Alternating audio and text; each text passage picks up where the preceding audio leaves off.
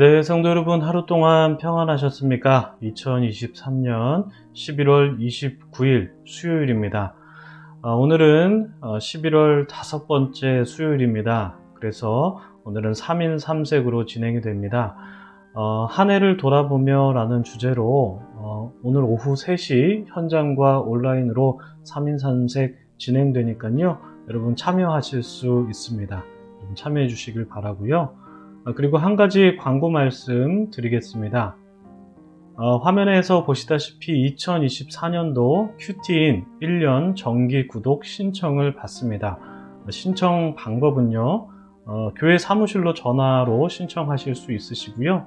그리고 현장에 오셔서 신청하실 수 있으십니다. 단 이메일 신청은 안 됩니다. 전화 신청이나 현장에서 신청하실 수만 있고요. 그리고 신청 기한은 12월 10일까지입니다. 그리고 1년 정기 구독료는 우측표를 참고해 주시면 감사하겠습니다. 참고로 작년 금액과 동일합니다. 여러분 1년 정기 구독하실 분들은 꼭 신청해 주시기 바랍니다. 그러면 기도하면서 오늘 새벽 기도회 시작하도록 하겠습니다. 기도하겠습니다. 하나님 아버지, 오늘도 우리에게 새로운 날을 허락해 주셔서 진심으로 감사드립니다. 언제나 우리에게 영육 간의 양식을 먹여주시는 주님께 우리가 늘 감사하면서 주님을 의지하게 되기를 소망합니다. 오늘도 우리에게 베푸실 영의 양식을 통하여서 우리의 신앙이 더욱더 건강해지길 원합니다. 주님께서 우리에게 바라시는 것이 무엇인지, 우리는 그것을 어떻게 삶 속에서 실현할 수 있을지를 고민하면서 우리가 더욱더 주님을 닮아가는 제자의 삶을 살아갈 수 있도록 도와주시옵소서. 히브리서의 말씀을 통하여 예수님의 존재가 우리에게 어떤 의미인지 되새기기를 원합니다. 이 되새김 속에서 주님의 뜻이 우리의 마음과 생각에 각인될 수 있도록 도와주시고, 그 각인된 내용이 우리의 생각과 마음에 굳어지는 것이 아니라 삶으로 표현될 수 있도록 도와주시옵소서. 그래서 우리의 손과 발이 주님을 닮아서 섬김의 손길을 내밀며 섬김의 발자국을 남길 수 있도록 하옵소서. 오늘도 우리에게 주신 귀한 말씀에 주 성령의 인도하심으로 우리가 잘 깨닫게 되기를 소망하오며, 이 모든 말씀을 우리 주님 예수 그리스도의 이름으로 기도드립니다. 아멘. 오늘 저희들에게 주신 하나님의 말씀은 히브리서 9장 1절부터 10절까지 말씀입니다. 히브리서 9장 1절부터 10절까지 말씀 봉독해 드립니다. 첫 언약에도 섬기는 예법과 세상에 속한 성소가 있더라. 예비한 첫 장막이 있고 그 안에 등잔대와 상과 진설병이 있으니 이는 성소라 일컫고, 또 둘째 휘장 뒤에 있는 장막을 지성소라 일컫나니 금향로와 사면을 금으로 싼 언약궤가 있고 그 안에 만나를 담은 금항아리와 아론의 쌍난 지팡이와 언약의 돌판들이 있고 그 위에 속죄소를 덮는 영광의 그룹들이 있으니 이것들에 관하여는 이제 낱낱이 말할 수 없노라. 이 모든 것을 이같이 예비하였으니 제사장들이 항상 첫 장막에 들어가 섬기는 예식을 행하고, 오직 둘째 장막은 대제사장이 홀로 1년에 한 번 들어가되 자기와 백성의 허물을 위하여 드리는 피 없이는 아니하나니, 성령이 이로써 보이신 것은 첫 장막이 서 있을 동안에는 성소에 들어가는 길이 아직 나타나지 아니한 것이라. 이 장막은 현재까지의 비유니 이에 따라 드리는 예물과 제사는 섬기는 자를 그 양심상 온전하게 할 수 없나니, 이런 것은 먹고 마시는 것과 여러 가지 씹는 것과 함께 육체의 예법일 뿐이며 개혁할 때까지 맡겨둔 것이니라. 아멘. 네, 참 좋으신 우리 주님의 크신 은총이 우리 토론토 한인장로교회 모든 분들에게 오늘도 함께 하시기를 주님의 이름으로 축복합니다. 성도님들, 오늘도 주님 안에서 행복하시고 좋은 날 맞이하셨습니까? 오늘 하루도 여러분의 일상 속에서 하나님께서 역사하시는 순간순간을 경험하시기를 소망합니다. 어느 한 사람이 자기가 사랑하는 연인에게 선물을 주었다고 합니다. 선물을 받은 연인이 어떻게 반응하였을까요? 지혜로운 사람이라면 그 선물을 받고 자기를 사랑하는 사람의 그 사랑에 감동하였을 것입니다. 그리고 그 선물을 고르기까지 얼마나 심사숙고했을까? 그리고 그 선물을 구입하기 위해서 그 사람이 얼마나 힘들게 일했을까라고 생각할 것입니다. 그러나 지혜롭지 못한 사람이라면 그 선물을 보고 그 선물의 값어치나 겉으로 보이는 디자인이나 색상, 그 선물 그 겉모습만 볼 것입니다. 여러분, 현상은 본질로부터 나오는 것입니다. 앞서 말씀드린 그 이야기 중에서 선물이 현상이라면 본질은 무엇일까요? 바로 상대방을 사랑하는 마음입니다. 지혜로운 사람은 현상을 보면서 본질이 무엇인지를 살피지만 어리석은 사람은 현상만 볼 뿐이지 그 현상에 담긴 본질은 보지 못한다라는 것이죠. 여러분, 오늘 본문은 어제 말씀하고 상당히 유사합니다. 첫 언약으로 말미암은 장막, 그리고 그 안에 있는 성전 기물들은 모두 현상입니다. 어제 본문은 그것을 그림자다, 모형이다 그렇게 표현을 했는데요. 모두 다 눈에 보이는 것들이죠. 이 눈에 보이는 현상은 반드시 그 안에 본질이 담겨 있기 마련입니다. 그 본질은 1차적으로는 하나님과 이스라엘 백성들 사이에서 맺은 언약일 테고 그 언약을 지키기 위한 수단으로서의 예법과 예식이 따라오는 것이죠. 오늘 본문에 나온 성전 기물들도 마찬가지로 수단으로서 기능하는 것입니다. 다시 말해서 본질을 나타내는 현상이라는 것이죠. 저자는 1절에서 예법과 성소에 대해서 말한 뒤에 2절부터 장막에 있는 성전 기물들을 쭉 나열합니다. 등잔대, 상, 그리고 상 위에 올려놓는 진설병, 또한 성소와 지성소, 그리고 성소와 지성소 사이에 있는 향로, 그리고 지성소 안에 있는 언약궤, 그리고 언약궤 안에 들어있는 만나를 담은 금 항아리, 아론의 쌍난 지팡이, 그리고 십계명이 기록된 돌판, 게다가 그 언약궤를 덮고 있는 뚜껑으로서 기능하는 속죄소와 그 속죄소에 붙어있는 그룹까지, 그러니까 성전에 있는 그 성막, 장막에 있는 기물들에 대해서 쭉 나열했죠.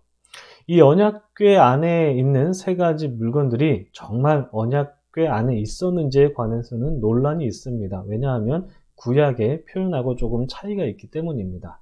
그러나 히브리서 저자가 말하고자 하는 것의 핵심은 이러한 기물들은 본질적인 것이 아니라는 것입니다. 이러한 것들은 모두 다 현상이고 상징이라는 것이죠. 중요한 것은 그 현상과 상징 안에 담겨져 있는 본질입니다. 이렇게 저자는 성전 기물에 대해서 말한 다음에 6절부터 제사장들의 행위와 또 대제사장이 1년에 한 번 지성소에 들어가서 백성들의 죄를 속죄하는 예식에 관해서도 말합니다. 여러분들도 잘 아시다시피 제사장은 일반적인 제사장과 대제사장으로 구분되죠. 구약시대 때 대제사장은 한 명이었고 제사장은 여러 명이었습니다. 이 제사장들은 성소 안에 있는 등잔에 기름을 채워놓고 또 진설병을 상 위에 올려놓는 일을 합니다. 또 향을 피우는 일도 하죠. 그리고 대제사장은 말씀드렸다시피 1년에 한 번 백성들의 죄를 속죄하기 위해서 지성소로 나아갑니다. 이렇게 저자는 장막 안에 있는 기물들과 그리고 그 장막 안에서 일하는 제사장과 대제사장에 대해서 말한 뒤에 8절에서 이런 말합니다. 8절 한번 보실까요? 성령이 이로써 보이신 것은 첫 장막이 서 있을 동안에는 성소에 들어가는 길이 아직 나타나지 아니한 것이라. 저자는 성령에 관해서 말씀합니다. 좀 갑자기 갑툭 튀라고 해야 될까요? 갑자기 툭 튀어난 아무튼 이 성령에 관해서 말씀하는데요. 그리고 그 성령께서 장막에 대해서 보이신 것을 말씀하고 있죠.